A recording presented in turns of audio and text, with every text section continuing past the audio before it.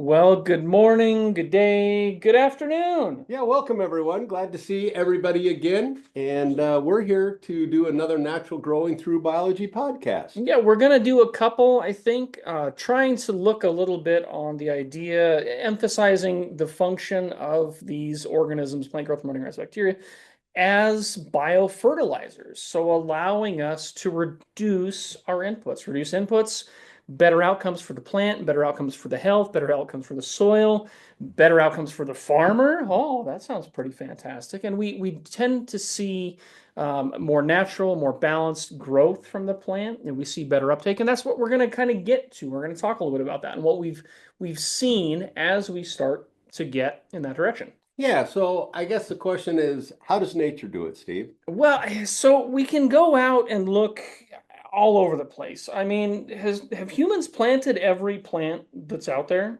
I don't know. I don't think I so. don't think so. There are a couple that we haven't been in charge of planting, but there have been plants as long as there has been life, basically. And these are systems that are able to take care of themselves. You can go to old growth forests. You can go to these sites where plants have been growing on their own without human intervention for thousands of years. I mean, the bristlecone pines, 5,000 years old plus, and they've been doing it all without us doing it. So they have the capacity. They know how to extract nutrients from the soil. Well, they know how to feed the organisms that can extract the nutrients from the soil, I guess is a more accurate way. So that's what we're going to look at. We're going to look at how this is a living system. You know, everything's interconnected. We talk about that all the time. And how these are living systems that are designed to function together. So we're going to look at this idea of a living system. We're going to look at the connection that we have with carbon, because carbon, it's the currency of life. It's what every organism that we know of requires to survive and function on Earth. And then we're going to look at a little bit of data that we've collected over the last, this is primarily from last year that we're going to look at. And this is wheat data, and we're utilizing nitrogen-fixing bacteria to see how much reduction and see how we can maintain yield while reducing our inputs, because that's the goal. Yeah, and I mean, a lot of this comes down to, I mean, we went everywhere from the extreme of 2 pounds of nitrogen Yeah, per acre and actually got really good yield. we did. I'm just thinking back Yeah, to those pictures. I know. Yep. When it's lime green early in Oh, the springtime, when it's wet it's and cool. cold, Yep. but part of that is I say, I talk a lot about what is excessive nitrogen. Hmm. And excessive nitrogen is a term, I guess, that we have to look at based off our soil environment, based off our crop, Yeah. based off of whether we're dry land or irrigated. But we have to look at that. But part of what we look at, and I give this example all the time, is how often have you put out X number of pounds of nitrogen? For an example, 40 pounds of nitrogen to grow 30 bushel wheat in dry land farming Hmm. in some of the arid conditions here in Washington. And yet we get those timely rains, or we get something that happens, and then suddenly we get a 75 or an 80 Yep. bushel. Yep. We didn't use any more nitrogen. Nope. And a lot of that is the plant still needed nitrogen, Hmm. but that's all biological nitrogen that's coming from that soil environment or can come from that soil environment based off of nitrogen fixation. Yeah, when we let that system function. So we kind of have to create this mental distinction in our minds, in our physical world, where we have this idea of living versus synthetic. And living fertilizers are biological fertilizers. We've been talking about the biological farm management system for decades, utilizing living organisms to feed the plant versus a more salt-based synthetic system, which has been the popular methodology for decades. And as we've seen, and as the data continues to roll in, as farmers see it, as researchers see it, as we see the decline in our soil health, as we see the decline in oceans associated with the outflow, those dead anoxic zones in the ocean, we have a major impact on our soils when we're utilizing inputs that aren't compatible with a living system. And that's what we see with these synthetics. So here's a quick quote. In contrast to mineral fertilizers, addition of organic inputs can increase the metabolic diversity of microbial community. It can have a long-lasting effect on soil microbial community and key nutrient cycling processes. Many of these functions are related to mineralization, which is the first step in making these nitrogen forms, that's what we're going to talk about today, available for crop uptake. A meta-analysis of global nitrogen mineralization found that soil microbiota biomass had a greater role in determining changes in nitrogen mineralization than climate and soil physical and chemical properties. So what does that basically, you boil that down and it comes out as if we are allowing this living natural system to function, we can have a larger impact and a better outcome. And on a global scale, we can see this shift and this change because we're gonna kind of have to. We have to get out of some of this mentality, don't we? And you know, part of what I talk to growers about all the time, this last sentence of microbial biomass had a greater role in determining changes in N mineralization than climate and soil physical and chemical properties. Yeah. So, I mean, this is basically research from Michigan State University. It's ongoing research. Yeah. But the thing I always talk about is for an example, like a drought type scenario where your roots are no longer functioning, there's not enough moisture within that soil environment. If we have those endophytic nitrogen fixers within the plant, they can still do that function. They Yeah. can still fix nitrogen and make food available basically to that plant. And a lot of times I see that when that carries that crop through in those dry conditions where we're trying to finish, and yet they're not getting any nitrogen from that soil environment. It is all coming from basically biological activity within the plant in this scenario, but also from within the soil environment. We think about the rhizophagy cycle and how that is utilized. And really a lot of that comes, I think about this because of some of the old way we used to think about how nutrient was made available to the plant. Yeah, and I've got a picture up that unfortunately the people on podcast can't see, so we'll kind of describe it. But it's this idea of, and Podcast people actually can see it now if they stop and look at their phone. It's a new thing that just actually started coming out. I know. Pretty exciting. I'm behind the times. Yeah. Yeah. Yeah. But I gotta catch back I know up. it's pretty exciting to think about that now. There's video? I know. I didn't know. I didn't know. I thought it was just audio. Okay, so I borrowed this picture from a fertilizer company, and that's still where a lot of people are. And it's this idea of we've got a soil particle that's surrounded by liquid, a water film around it, and then we have a root hair poking right down in. So we think about, or the historical, the old thinking of the synthetic thinking is the root hair pokes into this water supply. All of these minerals have been dissolved because most of our synthetic fertilizers are salt-based fertilizers. So they dissolve in that liquid film around that soil particle. Boop, and the plant just sticks its little beak in. It's a straw. It's a straw. And then it actively, purposefully drinks. So root hairs, the more surface area equals more drinking. This is the old thinking. Active transport. Plants use energy to actively pump all those nutrients into the roots. Again, old thinking. Cation exchange. Plants are pumping hydrogen, basically acid, into our soil complexes to release those bound nutrients. Old thinking. Nitrogen fixation is only going to happen in the roots of legumes. And, you know, like we talk about, does some of this go on? Absolutely. Sure. Absolutely. Yeah. Some of this is the way, but this is not the way nature wants to do it. And this is not the way the plant, even from that quote that you read from Michigan State University is, yeah, biological means of nutrition is really what we have to look at here for I call the future of agriculture, not only for the future of soil health, but also plant health, also yield, all of those things that we talk about is we have to look at this differently now. We have to get away from some of that old thinking. I would hope so. The research is starting to point out the error of our ways. And if we remain in those situations, we're going to talk about phosphorus a little bit next time. And phosphorus is one of those where it's even scarier. Depending on the models that you're looking at, we've got 50 to 200 years worth of phosphorus in our mines available, depending on how extreme we're looking. So some fertilizers, nitrogen, it's around us. We're breathing 78% nitrogen. Nitrogen is all over the place. We have access to nitrogen. When we start looking at other fertilizers that we're physically mining from our environment, we have to be even more cautious. Well, and the thing about it, though, is how many soil analysis have we looked at and how many are truly deficient in phosphorus as Oh, we talk about it. very uncommon. And then how often have we looked with good biological activity where you look at a soil sample that may be deficient and then you do your testing? We always say test, don't guess, Yeah. and you look at the plant sap hmm analysis and It's the fine. plant has all the phosphorus it needs, but Yep. that's all that biological digestion, Yep. the way that that plant actually wants to feed, which is pretty exciting because if you really think about it, if you think of a living system, I mean, this is around the rhizosheath, hmm around that, what we call them the dreadlocks of Yep. that plant.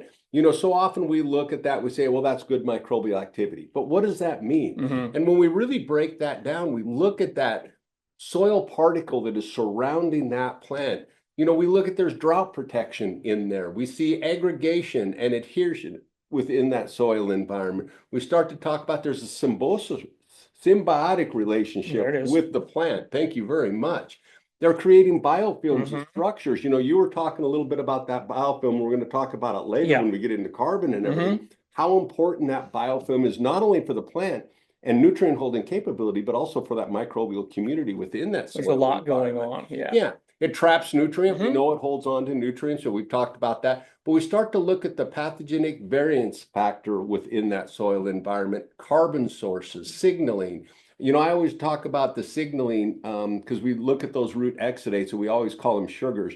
We got to get away from that. And I think they've even changed some terms now a little bit on and how do we refer to that as I call them communication Yeah, molecules. absolutely. That's really what they are. Genetic exchange, antibiotic protection. I mean, all of these are part of what is going on within that soil environment when we start to look at that biological. And today we're just really going to talk about the trapping of the nutrients Yep. and the availability of those nutrients, specifically in this case, when we talk about nitrogen. These purposeful zones that are created. If we go out to a field and you dig up a plant and you see that white root just dangling out there, that's scary.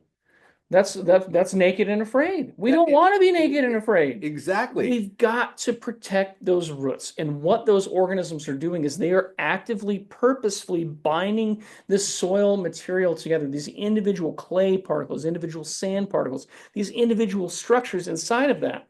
Because microbes really basically are just water, air, nutrients, and carbon. Yep. I mean, that is what microbes are. That is what this dirt is. That is what this soil particle, these dreadlocks are around that plant. And when we start to think about that, I mean, it's really so important because when we talk about deficiencies in plant health, Mhm. we always go to the law of minimum. Yeah. And I always say, you know, your deficiency or your greatest deficiency, whether that's created by an excess or deficiency just within that soil environment, we a lot of times in our old thinking, we thought about that was our greatest limiting hmm factor. But Bruce talked a long time ago, basically plants, crops, animals, and people are all dependent on 5 favorable combinations of environmental factors. Basically one, light, heat, air, nutrients, and water. And if we think about what are microbes and what's going on in that soil and particle, basically it is all these things. I mean, this is what we just talked about. Yep. And Bruce used to say, with the exception of light, soil can supply each one of these factors, but only when they're in the right combination and balance Yes. can we have optimum plant health and optimum yield. And so before we even get to what I call the law of minimum, hmm we basically have to look at that soil environment of what is our limiting factor, not only based off of nutrition, but based also off our diversity of our microbial Yeah. community and our soil health. So a major emphasis should be geared towards these other components, focusing on the gas exchange of our soil. Yeah, the nutrients are important, but the water holding capacity, all of these are very, very critical. So if we're only focusing on, well, I did my soil test and this is what I saw. Yeah, no, that tells you one piece of the puzzle. And that's, part of why we always say, test, don't Test, don't guess. guess. You've got to do the evaluation to know what's going on in your soil. And a big part of that is, like you were just saying, as soon as we shove something into a system, we're shoving something else out. And so we start to increase these imbalances. We're creating a synthetic environment versus a natural environment. Another way to think about it, as soon as we're shoving something there, force feeding a plant one thing, it's going to restrict and limit the access of something else. And it can shut down those natural systems that allow that plant to overcome some of that and work directly with those microbes to take those nutrients up. Yeah, and so, we go back and we talk a little bit about as we see this as we're developing, I guess, the direction that we're headed based off the importance of this diversity of these biological communities and the Hmm. soil health is, we come to the rhizophagy cycle, Yeah. how plants really want to uptake this nutrient. And It's hard to talk about plants and nutrients without talking about well, and we're not rhizophagy. going to It's spend a just, lot of time on it, yeah. but we're just, if you think about it, though, the three beneficial outcomes of the rhizophagy cycle, basically plants absorb nutrients from microbes, they increase oxidative stress and stress tolerance, and they go to soil fungal pathogen and reduce virulence. So all three of these, in order for these things to happen, we really have to go back to it's that biological community Hmm. around that root Yes. which is causing all three of these outcomes. And each one of these stair step climb on the other one. Yeah. So as we see that nutrient availability, then we increase overall stress tolerance. Hmm. As we reduce our stress tolerance or increase our stress tolerance, reduce our susceptibility to stress, Hmm. we start to see the fungal pathogens or their virulence not as effective or not as severe as it might be under a stressed plant. That all makes sense.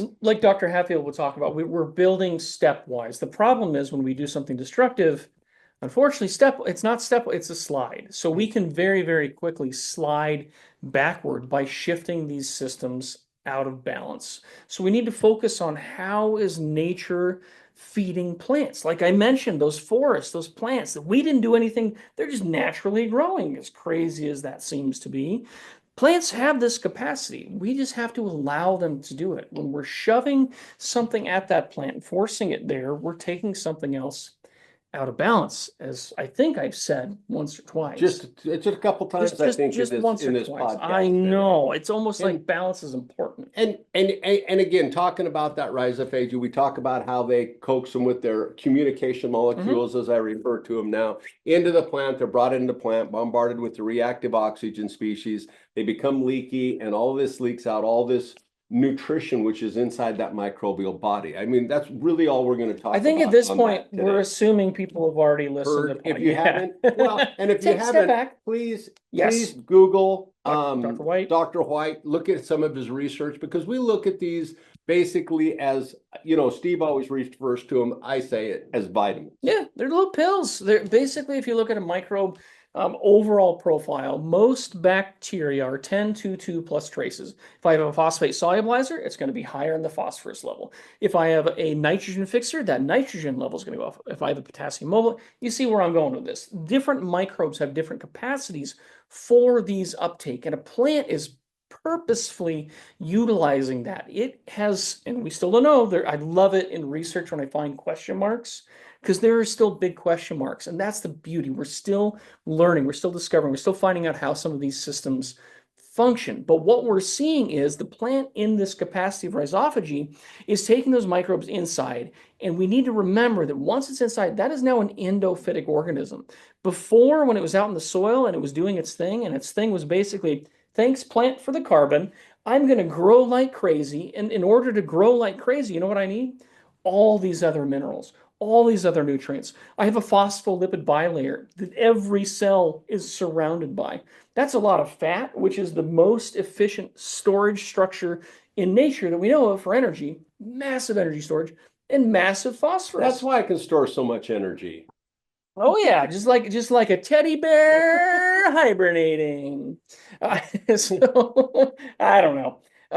So these organisms on the inside, like Dennis was saying, they get leaky, so they're going to leak a lot of this material out. And the ones that die and are completely broken down, that is a lot of fat, that is a lot of carbon, that is a lot of energy, that is a lot of phosphorus for the plant to take right now. So this is a system that is purposeful for extraction and nutrition. But we talk about this in the rhizophagy cycle, and it's interesting because we so often separate free living and endophytic Hmm. with as two separate things. Yeah, But as you just said, it's a in the cycle. rhizophagy cycle, I mean, these are going from Yep, endophytic to free living, yep, back to endophytic, yep. back and forth within that soil environment and also with inside the plant. People love putting labels. Nature doesn't care about the labels we put on things. It's just going to do what it knows it needs to do. One of those beautiful things is, like I was just saying, the plant can sense some of these nutrient profiles of these microbes. It purposefully clones the organisms that it wants. So looking inside, and you can watch videos of what's known as cyclosis,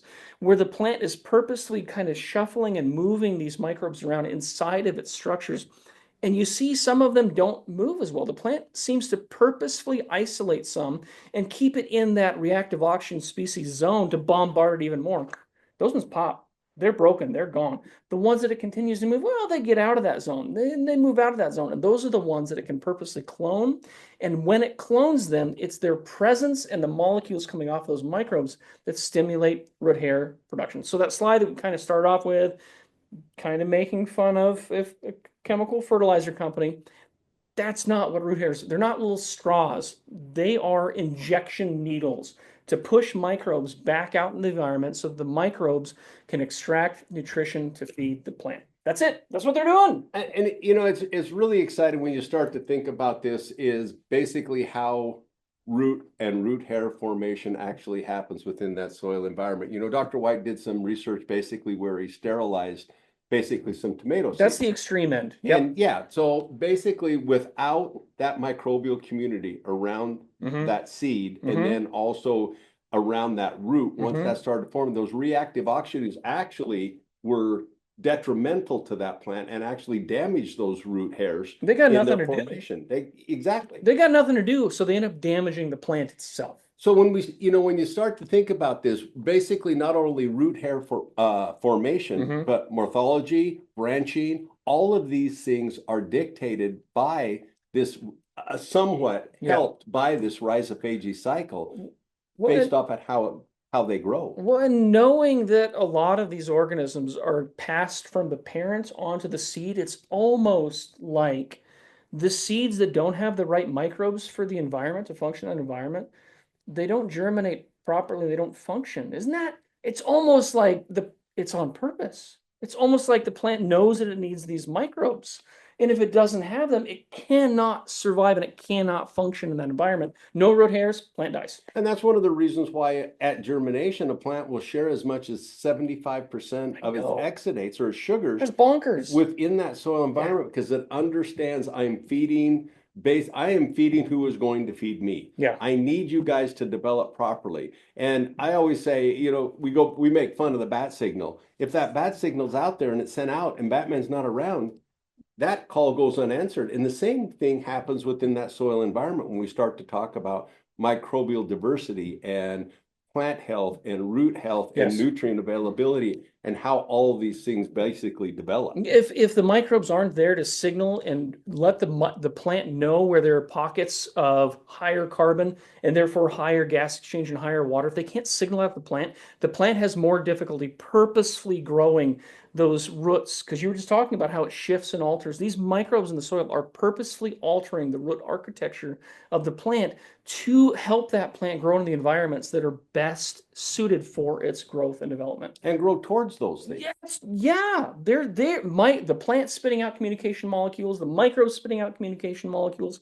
Sometimes the microbes are taking other communication molecules from pathogens or other organisms saying, "No, shut up, you don't get to talk," which is just And sometimes so people cool. say that about us. Well, on occasion. Yeah. It's been said once or twice. So looking at all of this that's going on, we've just been talking about, that was a great segue, talking about all of this communication molecule, all of these exudates that are going on. And we need to think about this is all carbon. Carbon is the currency of life. It's what the plant is saying is, hey, hey, come here, buddy. Come here. I got a little something for you. And it feeds those microbes, it attracts those microbes in, and those microbes are utilizing that carbon. They're creating that biofilm. They're creating that structure, that zone around the plant roof. If it's the middle of a lightning storm, middle of winter, middle of a 110-degree day in summer, do you want to be outside baking, cooking, freezing, being zapped? Or do you want to be inside where you're protected and you've got a nice little happy house? where you can be warm and happy and Well, taken care of and feel cozy. happy house. And that's what the microbes are doing. They're creating this structure for the plant. But it goes beyond that. We need to look at this as a purposeful deposition of carbon. And we can talk about the microbial carbon pump.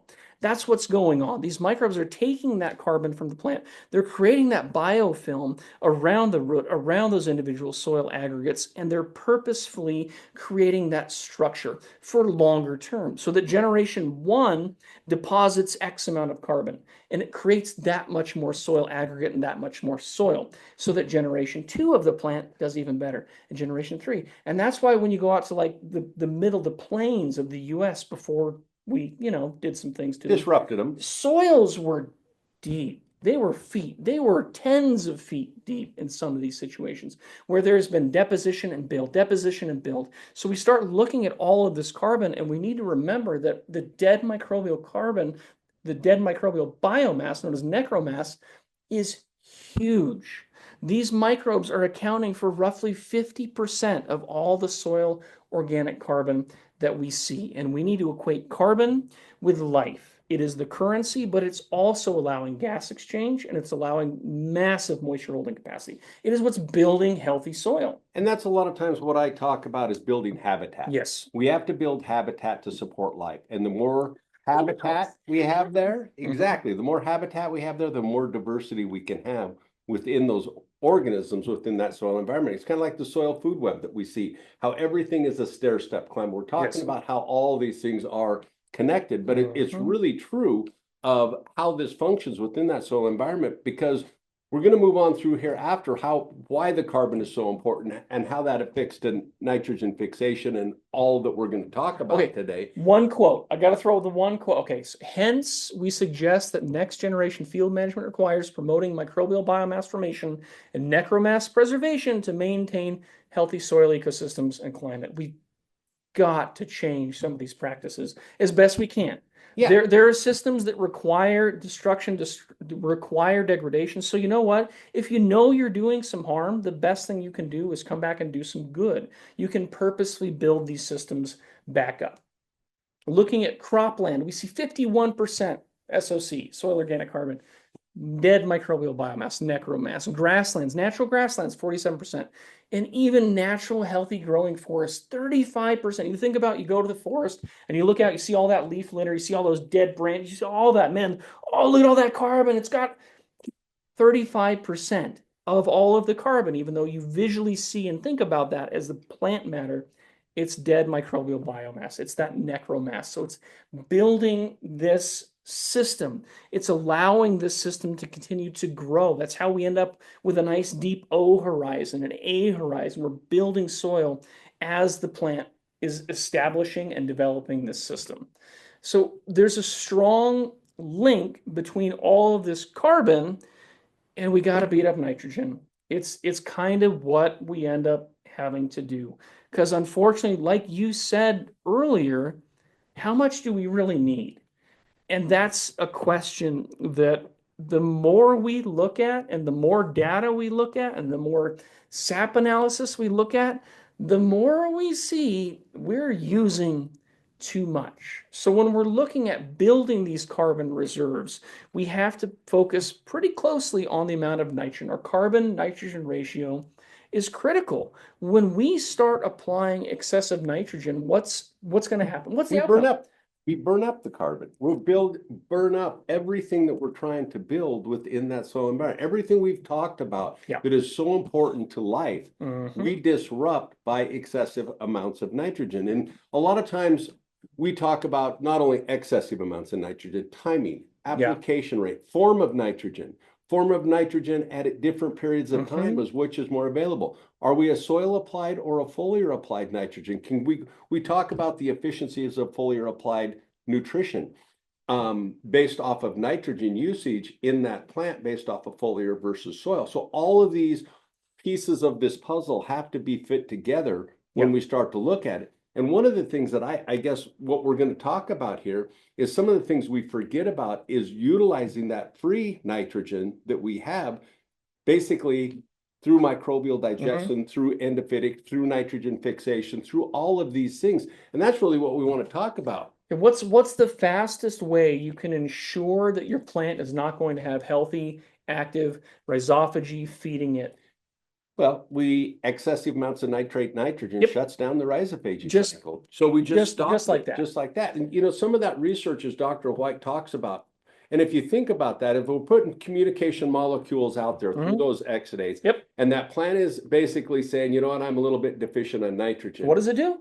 it fixes nitrogen. But Hmm. if we have excessive nitrogen that we dump out there, those microbes don't have to do that job. No. They're actually, that communication now is just confused. It's cut off to that microbial community within that soil environment because we just put out excessive amounts of nitrogen that plant really can't utilize. And now those microbes actually have to use energy to Hmm. break that down Yeah. to make it available in a form that the plant can actually use. Are you going to continue paying a worker that's not doing a job for you? No, the plant's the same. And I like this quote, another one from MSU, and it's ongoing research. Between 50 and 90% of soil nitrogen occurs in high molecular weight organic compounds, which are not directly available for plants. Not available for plants. Microbial extracellular enzyme catalyzed depolymerization of these compound forms a pool of amino acids and small peptides, which make a significant contribution to plant and microbe and nutrition. And this explains, before we've talked about that study that was looking at corn and fertilization, and even though we're applying all of the synthetic, only 2/3 of it is still being processed through micro. This is part of why it requires this living system. It requires life to put this in a form that is accessible to the plant. Well, and we've got another podcast that's going to come up here that talks a little bit about this, about utilizing our biodigester Yeah, to right. break down organic debris, which basically we see a return basically on basic yield Yeah. bump in addition to breaking that stuff down. I mean, these are some of the things that we sit here and talk about, how these microbial processes is we sometimes fix it as nitrogen fixation or phosphate solubilization. But I mean, they're all tied together. They all are a working system that are tied together to make this system function as designed, kind of like nature. Everything's interconnected. Exactly. So we did some winter wheat trials this year, and part of this winter wheat trial was to identify basically varieties of wheat that perform better under a biological system than they do under a conventional system. And then it was also part of this was how much can we back off on nitrogen application and utilize nitrogen fixing bacteria, both within the soil Yep. and also through the foliar Yep. to make up the difference in that nitrogen. And I actually felt this was an incredibly interesting study based the information that I gathered off of this. And we're going to go over some of that information. But basically, the control of the check had 120 pounds of nitrogen, all pre-plant. We had another application of 120 pounds pre-plant and 34 more pounds basically in the spring. 154. 154. Okay. And another one that was 120 pounds, 80 pre-plant, and then 40 basically in the springtime as a top dress. Makes sense. We came in with our biological, with the nitrogen fixing bacteria at 50 pounds, 25 in the spring, or 25 pre-plant, and 25 in the springtime as a top dress. And the amazing part So about like this a 60% reduction and 67, it's almost 68% reduction. in the amount of nitrogen So that a we use. little reduction, yeah. Yeah. So that's gonna cause us to lose yield because you have to have nitrogen for yield. We cut it in half, over in half, Yeah. to see how low we could actually go. Yeah. But Yeah. you've got to have nitrogen for Yeah. yield. You've got to have it. Well, the interesting part about this, when we looked at some of the varieties, they're all very close based off the yield that we got, based off the different varieties. This was Heffy, Trident, and Shine were some of the ones that we mainly looked at that I basically did the testing on. Like I said, there were 13 different varieties. Identify the goal was to identify the ones that work best under a low nitrogen biological nitrogen fixation system. Correct. And so for like the Heffy, we saw basically standard was 100 with 120 pounds of nitrogen and 129 bushels the acre. The 154 actually saw a decline in yield, which was 116. Interesting. And the split application had 128. With 25 pounds and 25 pounds, we hit 131.3 bushel per acre. So all very close based off the yield, but the biological system actually in this variety was the highest yielding with basically With a half 58% reduction in in nitrogen nitrogen. application, we maintained yield. So Yeah, that basically proves to us the plant has the capacity to extract nitrogen from its environment. It wasn't there otherwise. It has to extract, and the only way it's going to get it is through this biological nitrogen fixation. exactly. And we saw that across the board. They were all within 5, 6 bushel of each other Mhm. across the board. Some higher, some lower. But really the interesting part about this to me is what I saw based off of the data and the testing that we did on this. And a lot of that is basically we did biomakers testing Mhm. and we did plant sap Yep. analysis. So one of the ones that I thought was the resiliency index is what biomakers call it. Mhm. Basically, how adaptable microbially is that soil um, based based off the diversity of those microbial communities within that soil environment. And you have a great example is the it's like looking at a stool. Mhm. Like on the conventional side where we had a very low resiliency, we were 46% higher on the biological side than we were on the control side or the synthetic side. But you give the example, the synthetic side is like a three-legged stool. Sure. You kick one leg out and that soil collapses. Down you go. Yeah, you don't have that resiliency, that adaptability Yep. to weather, that adaptability to temperature, all of those types of things. We saw, I mean, we got multiple legs on the stool of that biological. You can kick out one leg and those microbes are going to make it up. Yep. They're going to do something else in order to support that plant or basically support that environment is Allow the that way it. system to overcome stresses, whether that's abiotic or biotic, whether it's heat, whether it's cold, whether it's drought, whether it's salt. That is what this resilience index is talking about, overcoming this variety of stresses. Yeah, so I mean, it was really interesting, but it didn't stop there because then when we start to look at this, we look at basically potassium mobilization, so or solubilization within that soil environment. And the funniest part, we saw a 29% increase in potassium solubilization Hmm. within the soil environment from the control. Yeah. So where we used reduced fertilizer Hmm. and we had that microbial component, kind of like what we talked about earlier. Excess nitrate, excess nitrogen shuts down that rhizophagy cycle. And biomakers were showing us some of that. So And two plus traces. exactly. So the potassium solubilization 29% higher. We looked at the magnesium transport 21% higher. You go across the board to the calcium transport 16% higher. And a lot of times when I start to look at this, when I look at one like calcium, Hmm. everybody struggles with getting calcium in their plant. Very common. We have a lot of calcium in our soil environments. Most soil environments have plenty of calcium. Rarely do I see a deficiency. It's just Hmm. not available. It's tied Yes. up. And that takes microbial digestion, that microbial breakdown, those enzymes, this whole Yep. process in order to make this What's available. one of the things that's most commonly bound to? Oh, that's the next one. Phosphorus. Yep. We commonly see calcium phosphate bind together. If you mix them wrong in a tank, what do you end up with? Precipitate, it falls right out. Same thing is happening in your soil. Depending on your soil pH, that can be an extreme issue to overcome. But again, think about that rhizosheath, that zone right around the root where the microbes have built their happy little Half a house, hose. their Yeah, their their their little home. their structure. That is a completely different environment to the bulk soil around them. So inside of this zone, where this nutrient exchange is happening at a maximum level, that's where we see this uptake. When we see these microbes there and available and processing this nutrition, they feed the plant. But it didn't stop with the biomakers. I also went ahead and did plant sap Yep. analysis on these plants throughout the entire growing season. Every time I took a biomakers test, I took a plant sap test on the same blocks throughout the entire process. And what was really interesting to me is when we started to look at the biomakers test is more potassium, more calcium, more phosphorus. And then we take that to correlate to the leaf extract Mm-hmm. analysis. And what we saw in the leaf extract analysis, remember now, we did 154 pounds of nitrogen or 120 pounds of nitrogen compared to 50 pounds of nitrogen. Yep. And yet in the plant sap, we had a 17.9% increase in the biological side over the nitrogen side. Mhm. So we saw better balance and better nitrogen usage Yep. in the basically plant sap analysis on the biological side. We saw a 19% increase in potassium, 12% magnesium, 20% in calcium. 20% is significant. And this is the percentage different from the plant sap of the control Mhm. and the plant sap of the biological.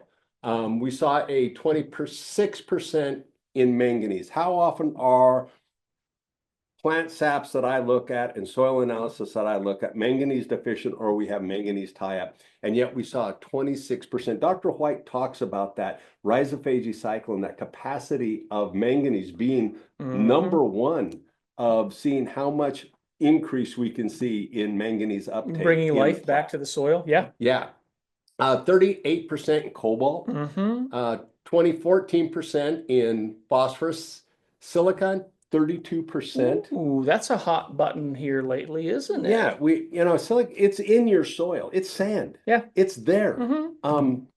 Whenever I see good microbial activity, I always see those levels naturally come up. So a lot of things Better that we resilience. We're seeing better adaptability of the plant physically itself. It has more resistance to physical wind and chewing damage, as well as penetration from fungal pathogens, bacterial pathogens. This silica is creating a stronger structure that holds this material together better. Sorry. and that's one of the things that I was going to say. The Mm, reason it's such a buzzword is all the plant benefits that we yes. actually see from it. But what we're actually seeing a lot of times is as we let this biology function as designed, a lot of these things naturally come up. There was no silicon applied No. to this crop. Well, most of these weren't applied. Correct. So when we look at iodine, it was up. Basically, we start to talk about the correlation between iodine and chlor Aluminum, aluminum. Yes. chlorine. Yeah. Mm-hmm. Sorry. Thank you. Boron, molybdenum, 33%. When we start to look at cobalt, we start to look at molybdenum. We start to look at photosynthesis. We Mm-hmm. start to see how that plant is functioning. All of this is just so interconnected. I Yeah. mean, it's pretty amazing. Well, the most important part here is we need to remember the plant's primary function, its primary job is photosynthesis. Photosynthesis requires a large surface area and requires all of these enzymes which have they have core metal ions and cofactors that are these metals. It has to have all these. So as we see an increase of these various nutrients, the plant is able to photosynthesize more. More photosynthesis, more sugar, more growth, more microbes, more yield, more production, all of these things. More soil health, Yep. more carbon, Yep. more, yeah, Yep. all of that. Just yep. Big old yep. We're seeing all of those up. So the better we can maintain maximum photosynthesis, the higher production we're going to see from both our crop as well as our soil building apparatus. And the soil building apparatus, they're microbes Well, in the and soil.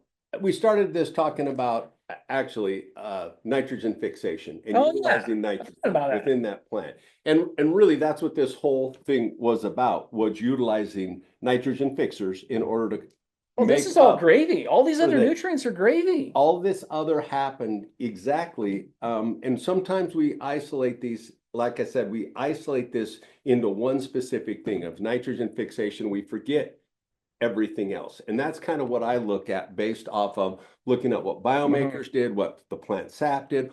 All of these, when we start to talk about reduced inputs, what does that carry on to the next year Yep. and the next year after Yep. that? We're building. As our crop rotation and our diversity changes and our habitat changes with our microbial diversity within that soil environment, all of these things build upon themselves. Yeah. I mean, that's pretty amazing. So where did I guess we talk about nitrogen fixation, we talk about this. So where does some of this come from? So a lot of what we talked about is focusing on the rhizosphere, the rhizosheath, the root zone. But we need to keep in mind the phyllosphere is the largest biological surface on Earth. I'm going to repeat that. The largest biological surface on Earth is the phyllosphere. And this is an untapped resource. So we need to focus on utilizing organisms because we talked about the microbes and the root endophyte, they're inside, they're outside, they're inside.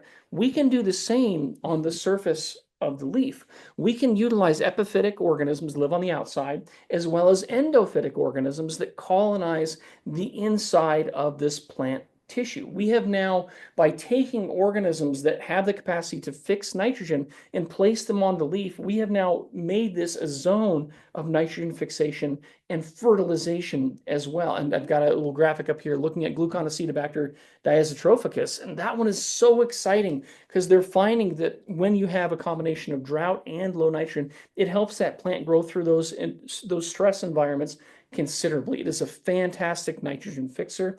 Oh, and it happens to be part of one of the new products. Sorry, I got to plug a product real That's quick. all right. NF Boost is a foliar geared. I don't know if I can say specific because it can be used in the soil, it can be used in the root, but it was designed as a Phyllosphere spray, a foliar spray of nitrogen fixing bacteria. And it is geared almost exclusively towards those organisms. A lot of other products are a complex blend. So you'd want to use NF Boost with a little bit of spectrum. Yeah. You'd want to use it with another one of the products because they have all the support organisms. This is a targeted approach utilizing a whole bunch of different nitrogen fixing bacteria. Some are epiphytic on the outside, some are endophytic living on the inside, allowing increased nitrogen fixation. Well, and you talk a little bit about that when we start to talk. We had mentioned earlier under drought stress, under low moisture environments, foliar application early in the springtime is generally when I'm recommending it. Or late season when the roots start having trouble. Yeah, get those nitrogen fixers in there. You were mentioning inside the leaf, outside the leaf. It's almost like we talk about rhizophagy. It's almost like we could talk about phylophagy. We don't know. There hasn't been research proving it yet, but the idea seems pretty sound. We have pretty similar structures, pretty similar zones, and we start looking at these different zones of the leaf. I mean, everybody's taking your fingers and you run them across the blade of grass. You have a blade of grass one direction, smooth. You go the other way, it's like a cat tongue. Those are all trichomes, and research from Dr. White looking at these, they appear to be a specific purposeful zone for nitrogen fixation. So if we can spray our young baby plants with these and colonize our plant leaves with these nitrogen fixing bacteria, we can get them to grow inside of the trichome. And inside of the trichome, we're seeing that a lot of the molecules, the plant secondary metabolites, appear to be oxygen scavenging compounds. And so what? Why does that matter? Well, nitrogen fixation needs an anoxic environment. As soon as the nitrogenase enzyme is exposed to oxygen, it's broken and it can't be put back together. It has to be completely reassembled. It's a large molecule that takes a lot of effort. So these trichomes are a specific environment the plant is setting up with high levels of these plant secondary metabolites that are oxygen scavenging. It's creating a zone, just like we kind of see a nodule around a legume. These trichomes appear to be a zone that is highly, I don't know if it's specified, but we're seeing a high level of function of these nitrogen fixing bacteria inside of those trichomes. And it's pretty interesting because you think about this, and I think of hemp, or I think of all these different things. Hops, for an example. The glandular, the big, large. Exactly. That's what we a lot of times think of, just like we think of rhizobia, basically, and those nodules. But we forget about this. I mean, wheat basically has trichomes. Like you said, as you run your hand down that leaf, all plants have them. And the utilization to use these for nitrogen fixation. So one of the distinguishing features of mammals is hair, and all these plants have hair. It's almost like they're mammals. So I don't know where that came from. I don't either. Okay, so the picture up here is a scanning electron micrograph showing this is a wheat plant. This is showing all these trichomes. You can look at a corn plant and see the same thing. So we can get these organisms growing on the surface epiphytically. We can grow them inside of the various tissues, the spongy mesophyll. We can also get them to grow inside of these trichomes. And we're seeing massive nutrient uptake, nitrogen fixation capacity when we're utilizing these Phyllosphere organisms like NF Boost to spray our leaves and allow uptake of nutrients. And I love you've been talking about, later in the season when our plants' roots are starting to dry out and die, we don't have that capacity, we don't have that exchange.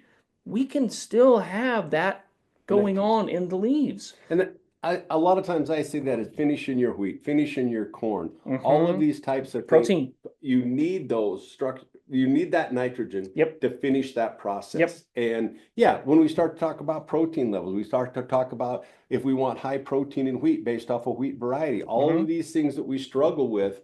I mean, this is one of those things that when we can't uptake it through the nutrients, The roots, through yeah. the roots, Hmm. basically, we can have that nitrogen fixation happen with inside that plant. Yep. And we Yeah. see massive all the things that we see going on the root, we see on the leaf. We see communication, we see protection, we see biofilm formation. All of these things that are happening down below are happening up on the tissue, and that is the largest biological surface area on Earth.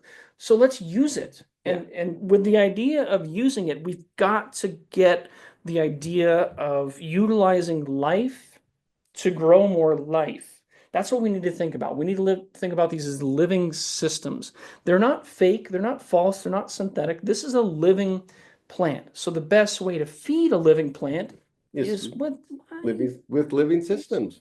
So with that as a grower, a lot of times I say we sometimes just need to get out of the way Yep. and let nature function as designed. Yep. We want to talk a little bit about, I guess, nitrogen, reduced inputs, and Mhm. how we can get to reduced input with just nitrogen. We're going to talk about this as an ongoing, the next three segments. We're going to do phosphorus, and then we're going to do basically digestion, Mhm. breakdown, and nutrient availability, Release, stable yeah. carbon release over the next three. That basically all are stepping stones basically to get us to that next level of soil health is kind of the way I look at it. Get away from utilizing some of these tools that may not be helping us head down that biological pathway of building soil health or regenerative Yep. agriculture. Lower stress. We can lower our stress. We can lower the stress in the plant.